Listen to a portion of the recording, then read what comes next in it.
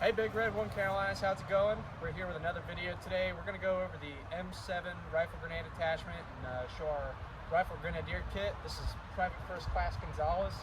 He's with the 1st Infantry Division, and he's going to show you a little bit of what he does with us.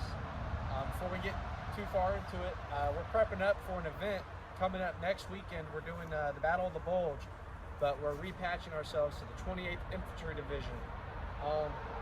So we're going to kind of go over what we're wearing for our kits. I'm wearing double buckle boots for this event.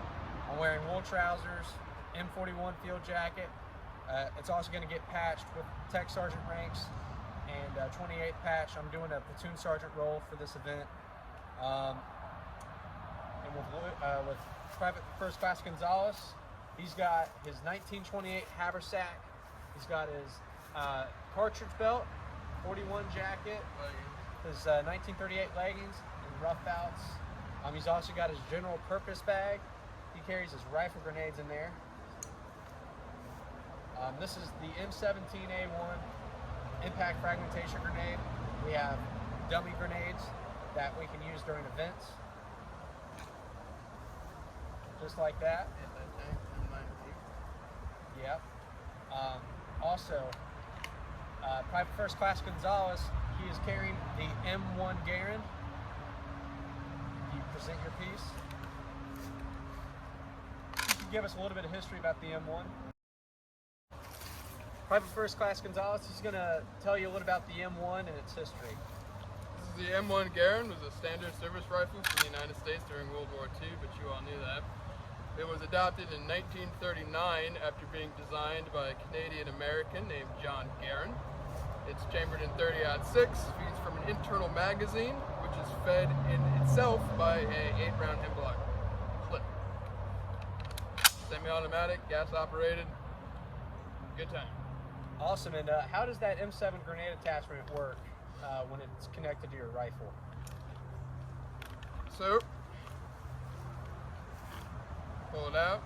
It's got a peg right here, and there's a mechanism in the gas plug that when that peg is inserted, it keeps the rifle from cycling in its semi-automatic function, so it effectively becomes a bolt gun.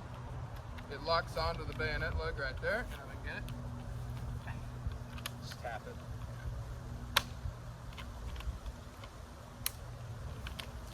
That little latch locks over the lug, and we're ready to go. Awesome. Yeah, so we're going to do a little bit of demonstrations with that further in the video. We'll keep going over a little bit of the winter gear that we're going to be using as well, so stay tuned.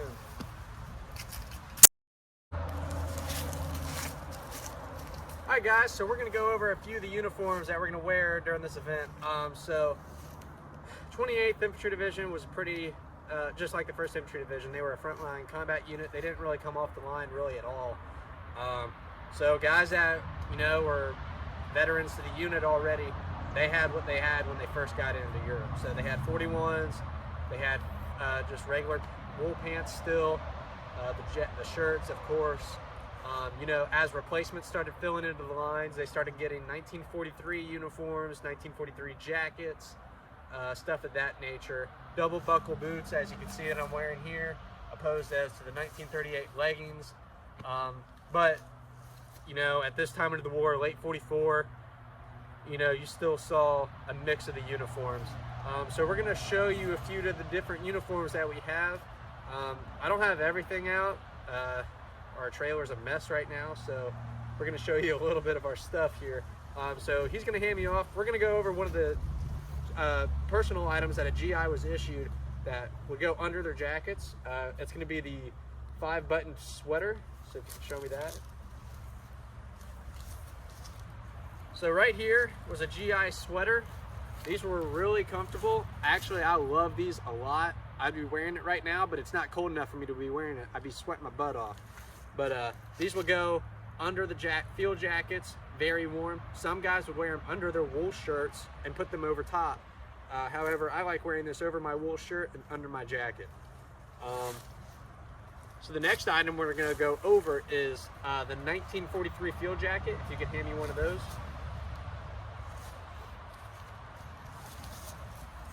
So right here is the 1943 field jacket. You know, these were designed to replace the 1941 field jackets. These were actually technically wind resistant and water resistant. You know, they did good. They're comfortable. I like them. I honestly like the 41 jacket a little bit more, but some people like these.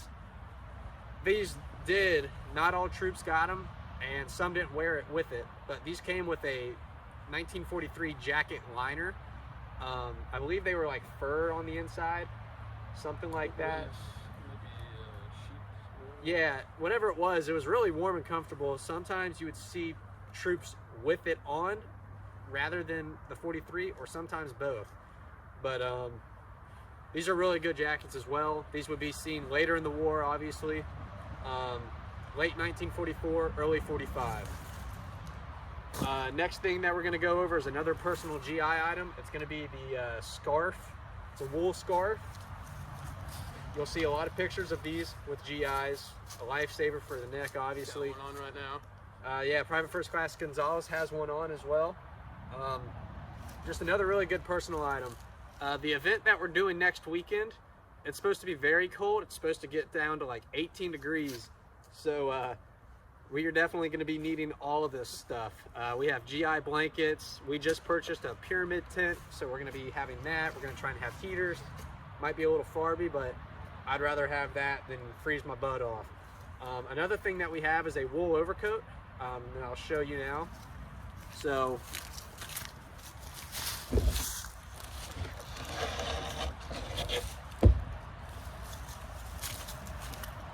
this was the standard enlisted wool overcoat. It originally wasn't designed for combat. It was more originally designed for like dress. But you know, troops got these, fell in love with them. Very warm. Unfortunately for guys that are bigger, like with chest sizes of 40 or above, it's very hard for us to be able to find originals that fit us, because everything we find on the internet is from 38 down. 36s. Yeah, and for us with broad shoulders, it's hard for us to fit. But luckily, Private First Class Gonzalez and I have been able to find 42s and 40s online. Just look hard enough. Yeah, Look long it takes enough. a while. Facebook Market, You'll everywhere. find them. Etsy. Yep, it's eBay. hard. Anywhere you can, but well worth the money. They keep you warm. Make sure you buy at least a size or two above your chest size, because you got to accommodate. They did accommodate for wearing stuff under here, but the guys back then were smaller, so always buy a size up or two so that you can wear your field jackets, your scarf, your everything, and you can still have movement. Because I learned the hard way with one of these. I got one that was my chest size. I put all this stuff on. I couldn't lift my arms past here, so then I wasted $100-something on a jacket I couldn't even wear. But that's all of our winter gear that we have currently out. You know, oh, one more thing they have is the gloves. Gloves and the Jeep cap. The gloves and the Jeep cap. So, another good GI item. I love these. Underneath the He's helmet. wearing one. These really do help with your ears. I mean, they're just really warm. I love wearing them, especially under our M1 helmets. Really good item. I couldn't imagine going to any event without any of these, especially in the winter time. Yeah. And then another good item, our wool gloves, lifesavers. Gotta have some type of glove. Yeah, some type of glove. These are American GI gloves. They also had trigger mitten gloves, which was basically from your trigger finger down was all one piece, and then your trigger finger was actually the only finger that could be exposed for obviously shooting your weapon. And then they had the heavy weapon gloves that were made for heavy weapon crews. They weren't really made for winter wear, but yeah, they were good. So that's pretty much all we got for the uniform stuff right now. We're gonna go over firing demonstration with the M1 Grand shooting rifle grenades. All right, so stay tuned. All right, guys, so also for this upcoming event, I just wanted to be able to go over a little bit of our loadouts. So again, like I was saying, we're going over to the 28th Infantry Division for this event. We're switching over from First ID, and usually I portray an infantry officer as a platoon leader, but again, this event, I'm going as an enlisted man. So my main weapon M1A1 Thompson. This is a semi-auto version. I am getting a full auto version pretty soon. I have 30 rounders and 20 rounder stick magazines for this. I love this thing. It's always really fun to shoot. All my members, they love shooting it. It's always a joy. So here you go. I'm not carrying an M1911 this time. I'm not portraying an officer. No need for it. Sometimes less is more. I do have a little bit of stuff on my webbing. So like I said earlier, double buckle boots, wool trousers, 41 jacket, 37 wool shirt, M1 helmet. This is a fixed bail. I do have an NCO bar on it. I don't have a bloody bucket on the front. I just left it plain. I have an OD7 helmet net on there. I do have a haversack, but I don't have it with me. It's stored away. I've got just basically a few rations in there, shaving kit, stuff like that. I'm not going to carry it with me in the field. It'll be left like in a defensive position or something. We are doing the defensive end of the bulge. But I do have a pistol belt. On my right, I have a compass pouch, M3 fighting knife, canteen. This is actually a World War I dated canteen. I like to have a little story that my father served in World War I, brought it back home, and he gave it to me, and I threw my Army issued one away and kept his. Going over to this side, I have the gas mask bag. As I am in a leadership role for this event, I have just a little bit of map stuff in here, papers, notebooks. I have a ration in here, a little bit of extra ammo, and just miscellaneous items for the field. Right here, I have the an ammo pouch for the Thompsons or the grease guns. These were used. You can hold up to 6 magazines in here. You know, you can fit 20 rounders, 30 rounders in here, and you'd be good to go. And then obviously, I got my first aid pouch right here. It's got an original cardboard filling in there, or they would be metal tins. Actually, Private First Class Gonzalez has a metal tin in his.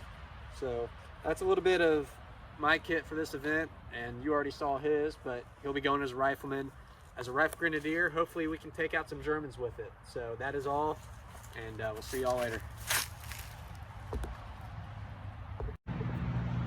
Howdy guys, welcome to our firing demonstration for the M7 grenade launcher attachment for the M1 Garand. We got a field here, so we're good to go lob these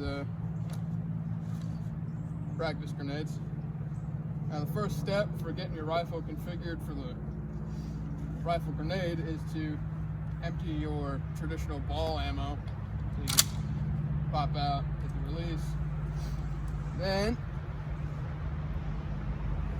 you take out a blank. Now during the war they were black powder blanks, but we've got a regular reenactment blank here. We'll just put that up the pipe.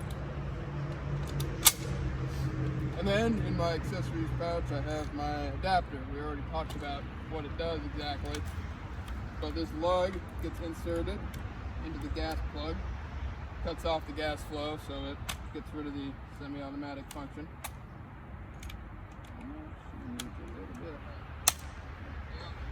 And these are a little stiffer right now because this is an original attachment that has been filed out to be able to go over a blank adapter.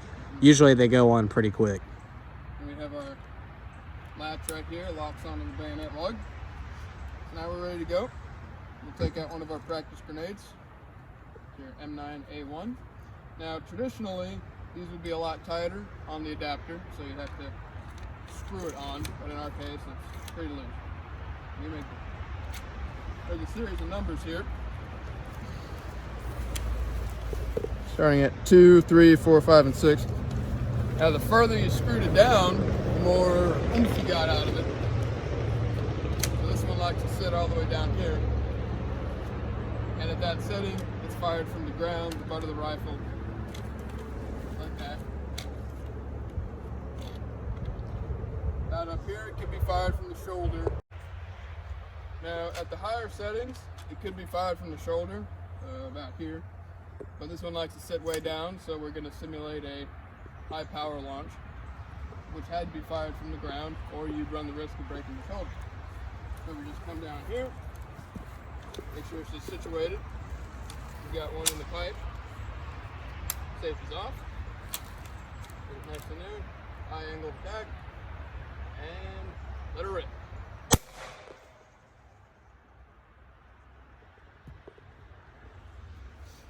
So unlike a conventionally hand-thrown grenade, it comes down straight from the top, and it's not a shallow arc. So it's good for attacking entrenched positions, a foxhole or a trench, or getting over some obstruction like a tree or some such. An essential tool for any rifle squad, and it just lets you put explosive ordnance further than you can throw it.